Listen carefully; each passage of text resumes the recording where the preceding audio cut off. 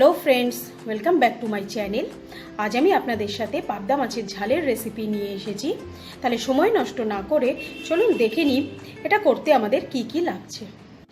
পাবদা মাছের ঝাল করার জন্য আমি এখানে 8 পিস পাবদা মাছ খুব ভালো করে ধুয়ে নিয়েছি। আর এখানে আমি 1 মুঠো ধনেপাতা নিয়েছি, 6 কোয়া মতো একটু রসুন নিয়েছি, 4টে কাঁচা লঙ্কা নিয়েছি। ঝালটা আপনারা আপনাদের পরিমাণ মতো নেবেন। এবার এই 3টে ইনগ্রেডিয়েন্টসকে আমি মিক্সিতে পেস্ট করে নেব। আর যা যা বেসিক ইনগ্রেডিয়েন্টস লাগবে সেগুলো আমি রান্না করতে করতে আপনাদেরকে বলে দেবো। তাহলে চলুন শুরু করি রান্নাটা।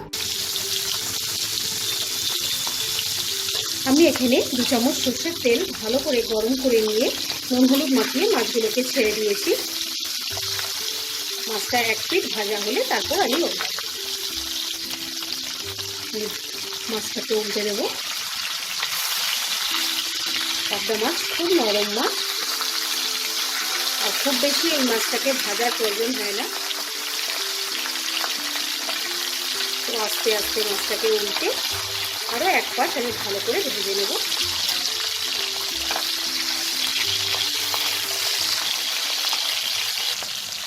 মাছটা ভাজা হয়ে গেছে, আমি এবার তুলে নেব।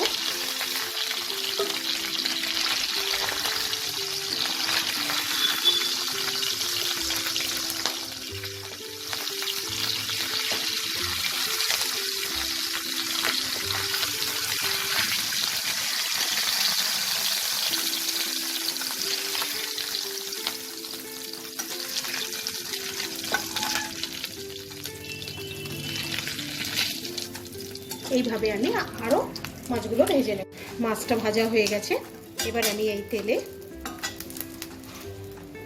1/2 টিস্পুনের মতো কালো জিরে ফোড়ন দেব। কালো জিরেটা থেকে ভাজা ভাজা গন্ধ বেরোলে আমি মিক্সিতে পেস্ট করে রাখা মশলাটা দিয়ে দেবো।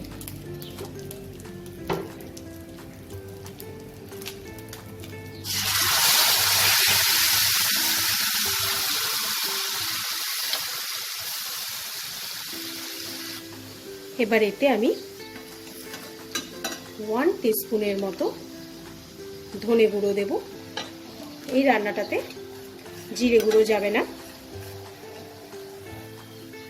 পরিমাণ মতো নুন দেব, আর খুব অল্প হলুদ গুঁড়ো দেব। দিয়ে আমি মশলাটাকে একটু কষিয়ে নেব। দেখুন মশলাটা থেকে আমার তেলটা আলাদা হয়ে গেছে। এবার আমি এতে খুব অল্প জল দেব, কারণ এই মাছের ঝালটা গামাখা গামাখা হয়। এবার এই ঝোলটা ফুটে উঠলে আমি ভেজে রাখা মাছগুলো দেব। দেখুন ঝোলটা আমার ফুটে উঠেছে, এবার আমি মাছগুলোকে দিয়ে দেব।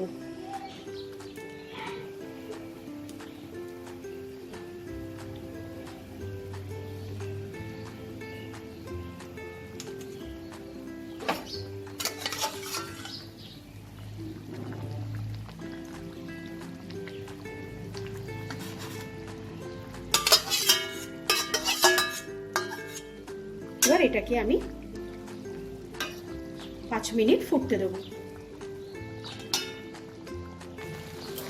ঝোলটা 2-3 মিনিট ফোটার পর আমি ওপর থেকে 2টো কাঁচা লঙ্কা দিয়ে দেবো।